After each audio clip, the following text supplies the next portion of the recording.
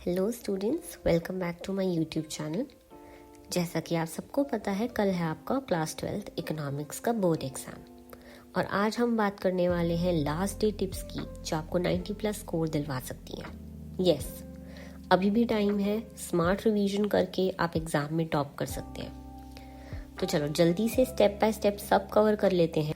इस वीडियो के लास्ट तक बने रहना। इसमें मैं वो टिप्स बताने वाली हूँ जिसकी हेल्प से मैंने अपने बोर्ड एग्जाम्स में 98 स्कोर करा था और आप भी इजीली इन सबको फॉलो करके लास्ट डे पर स्कोर कर सकते हैं। तो स्टूडेंट्स, कल है एग्ज़ाम और हमारा गोल है 90+ स्कोर करना। एग्ज़ाम में 80 मार्क्स का थ्योरी पेपर है, 40 मार्क्स मैक्रो और 40 मार्क्स इंडियन इकोनॉमिक डेवलपमेंट। आज हम क्विक रिवीजन प्लान बनाएंगे ताकि आप हाई वेटेज टॉपिक्स कवर कर सको। ये टॉपिक ज़रूर रिवाइज कर लेना, वरना मार्क्स उतने नहीं आ पाएंगे जितना आप चाहते हैं। तो चलो पहले स्टार्ट करते हैं मैक्रो इकोनॉमिक्स से।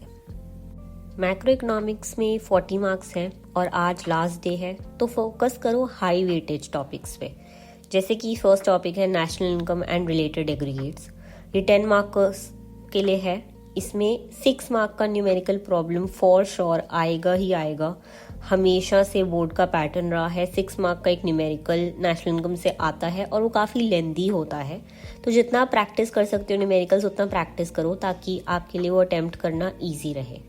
दूसरी चीज़, नेशनल इनकम और डोमेस्टिक इनकम का डिफरेंस तो रट कर जाना, बिकॉज मोस्ट प्रोबेबली ये क्वेश्चन आ सकता है और आता है तो ये आपको फुल स्कोर दिलाएगा। अब determination of income and employment 12 marks का है। सबसे ज़्यादा मार्क्स यहाँ पर हैं, तो एग्रीगेट डिमांड, एग्रीगेट सप्लाई और मल्टीप्लायर इफेक्ट को अच्छे से रिवाइज कर लो। फिर आ जाता है मनी बैंकिंग, गवर्नमेंट बजट और बैलेंस ऑफ पेमेंट। ये सारे 6 मार्क्स के हैं। इनके बेसिक कंसेप्ट याद कर लो, उतना ही काफ़ी रहेगा। अब थोड़े से टिप्स जो मैं आपको देना चाहूँगी वो ये हैं, आज लास्ट डे पे से 2-3 न्यूमेरिकल नेशनल इनकम के और डिटर्मिनेशन से रिवाइज करो। थोड़े से फॉर्मूलाज को एक बार देख लो। टाइम कम है तो सिर्फ बेसिक्स को स्ट्रॉन्ग करो, फॉर्मूलाज पे ध्यान दो। अगर तुमसे न्यूमेरिकल सॉल्व नहीं भी हो पाता तो फॉर्मूला लिखने पर भी मार्क्स मिल जाते हैं। आप लोग मेरे साथ साथ ये सब फॉलो करो तो आपके मार्क्स पक्का आएंगे। पहला है टॉपिक नेशनल इनकम का, उस पर थोड़ा ज़्यादा फोकस रखना क्योंकि 6 मार्कर का न्यूमेरिकल पक्का आएगा। नेशनल इनकम और डोमेस्टिक इनकम का डिफरेंस एक बार रिवाइज कर लो, देख लो इनकम कहाँ ऐड होती है, नेशनल इनकम में क्या ऐड होता है, डोमेस्टिक इनकम में क्या ऐड होता है। फॉर्मूलाज को जल्दी से रिवाइज कर लो। 1-2 न्यूमेरिकल प्रैक्टिस कर लो जिससे तुम्हें फॉर्मूलाज रिवाइज भी हो जाए। अब determination of income and employment पे आओ। ये 12 मार्क्स का है तो इसको मिस मत करना। एग्रीगेट डिमांड, एग्रीगेट सप्लाई के कॉम्पोनेंट्स एक बार देख लो।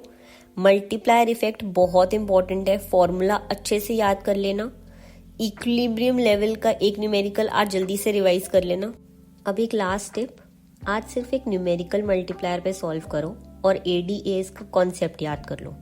टाइम बहुत कम है तो ज़्यादा न्यूमेरिकल्स में मत उलझना, सिर्फ बेसिक्स को क्लियर कर लो अपने। अब इंडियन इकोनॉमिक डेवलपमेंट पे आते हैं। ये 40 मार्क्स का है। हाई वेटेज टॉपिक पे ज़्यादा ध्यान देना। पहले हम एक बार सारा कवर कर लेते हैं, जैसे कि डेवलपमेंट एक्सपीरियंस और रिफॉर्म्स सिंस 1991। ये 12 मार्क्स का है। LPG के रिफॉर्म पॉइंट्स को याद कर लो, मेन वही है इसमें। फिर करंट चैलेंजेस, वो 20 मार्क्स का है। उसमें बहुत सारे टॉपिक्स हैं, human capital, rural development, employment, इस सब पे ध्यान देना क्योंकि यही मेजॉरिटी आते हैं। और जो लास्ट टॉपिक है कंपैरिजन विद नेबर्स, वो 8 मार्क्स का है। उसमें India versus China versus Pakistan के बेसिक डिफरेंस याद कर लो, आंसर तुम खुद बना लोगे। अब सबसे पहले टॉपिक पे आ जाते हैं जो कि है ह्यूमन कैपिटल फॉर्मेशन। उसमें मेन है education and health. Current challenges में ह्यूमन कैपिटल फॉर्मेशन पे ध्यान देना। एजुकेशन स्किल्स बढ़ाती है, जॉब अपॉर्चुनिटीज देता है। हेल्थ एफिशिएंसी बढ़ाता है, एब्सेंटिज्म कम करता है। दोनों मिलकर स्ट्रॉन्ग वर्कफोर्स और इकोनॉमिक ग्रोथ देते हैं। यही टिप है, ये पॉइंट्स याद कर लो और एक बार गवर्नमेंट स्कीम जैसे राइट टू एजुकेशन या नेशनल हेल्थ मिशन के नाम देख लो। आज डीप स्टडी मत करना, बस कॉन्सेप्ट्स को ऊपर ऊपर से रिवाइज कर लेना। अब रूरल डेवलपमेंट में केस स्टडी बेस्ड क्वेश्चन आएगा तो रेडी रहो। रूरल क्रेडिट के सोर्सेज, इनफॉर्मल और फॉर्मल, ये याद कर लेना। कौन से इसके एग्जाम्पल्स हैं, इनफॉर्मल में मनी लेंडर्स, फॉर्मल में बैंक्स, कॉम्परेटिव्स, ये सब आएगा। सेल्फ हेल्प ग्रुप पे क्वेश्चन आ सकता है, इसके रोल्स को रिवाइज कर लेना, ये ज़्यादा पूछा जाता है। बेसिकली, तो इसको रिवाइज कर लेना। इसकी एक मैं यही टिप देना चाहूंगी कि केस स्टडी का क्वेश्चन पक्का आएगा तो उसके पॉइंट्स को एक बार देख लो और सेल्फ हेल्प ग्रुप के एक पॉइंट याद कर लो, जैसे वुमेन एम्पावरमेंट। वो बहुत ज़्यादा इंपॉर्टेंट है क्योंकि सेल्फ हेल्प ग्रुप इसी में हेल्प करता है। आज ज़्यादा प्रैक्टिस मत करना, सिर्फ बेसिक कॉन्सेप्ट जैसे कि सेल्फ हेल्प ग्रुप, उसमें वुमेन एम्पावरमेंट, ये सब पढ़ लेना ऊपर ऊपर से। आंसर फॉर्मेशन तुम कर लोगे, अब तक तुमने इतना सब कुछ पढ़ा है तो।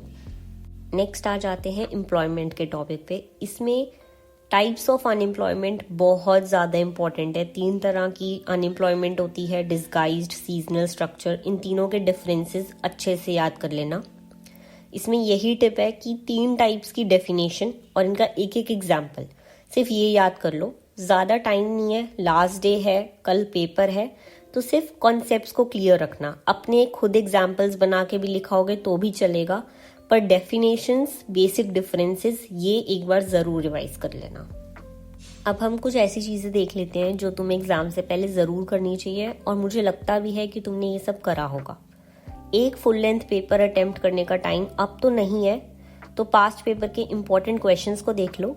बट अगर तुमने पहले एक फुल लेंथ पेपर अटेम्प्ट करा है तो ये बहुत अच्छी बात है। दूसरी चीज़, अपने वीक एरियाज जल्दी से रिवाइज कर लो, जैसे कि नेशनल इनकम, मल्टीप्लायर, ये बहुत इंपॉर्टेंट टॉपिक्स हैं।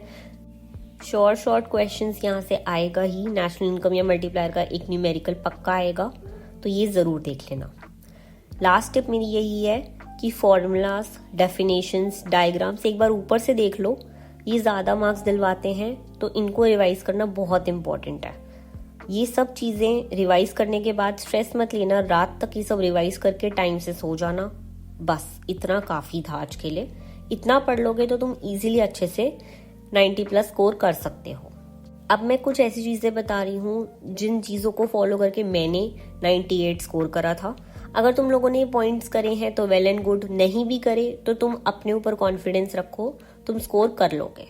देखो, CBSE के सैम्पल पेपर बहुत इंपॉर्टेंट है। इनके क्वेश्चंस एक बार देख लो, तुम्हें देखने से पता लग जाएगा तुम्हें आता है कि नहीं। न्यूमेरिकल के फॉर्मूलाज बहुत इंपॉर्टेंट है, उनको एक बार ढंग से रिवाइज कर लेना एग्जाम से जाने से पहले भी। जब तुम लॉन्ग आंसर लिखोगे, कोई भी 6 मार्कर आंसर अटेम्प्ट करोगे, तो ट्राई करना कि बहुत नीट हैंड राइटिंग में और क्लियरली वहाँ पे कीवर्ड्स को अंडरलाइन कर देना। इससे एग्जामिनर को चेक करने में इजी रहता है और वो ये एफर्ट्स को ज़रूर अप्रिशिएट करते हैं। इंडियन इकोनॉमी में से केस स्टडी पक्का आएगी, तो रूरल डेवलपमेंट, एम्प्लॉयमेंट, इस सब को एक बार ऊपर से अच्छे से रिवाइज कर लेना। NCERT is the main guide, उसको फॉलो करो। अगर तुमने NCERT अच्छे से करी है तो तुम 80 से 90% पेपर अच्छे से अटेम्प्ट कर लोगे। बस अपने ऊपर कॉन्फिडेंस रखो और जो पढ़ा है सिर्फ उस पर फोकस करो। आई एम वेरी श्योर कि तुम सब बच्चे बहुत अच्छा स्कोर करोगे। तो स्टूडेंट्स, ये थी मेरी कुछ लास्ट डे की टिप्स जो आप फॉलो करके इजीली अच्छा स्कोर कर लोगे। आज लास्ट डे है तो प्लीज़ बहुत लाइट रिवीजन रखना, कॉन्फिडेंस रखो और कल एग्जाम में पक्का 90-95 स्कोर कर लोगे। वीडियो अगर पसंद आई हो तो प्लीज़ लाइक कर देना, सब्सक्राइब करना। Thank you so much for your patience and all the very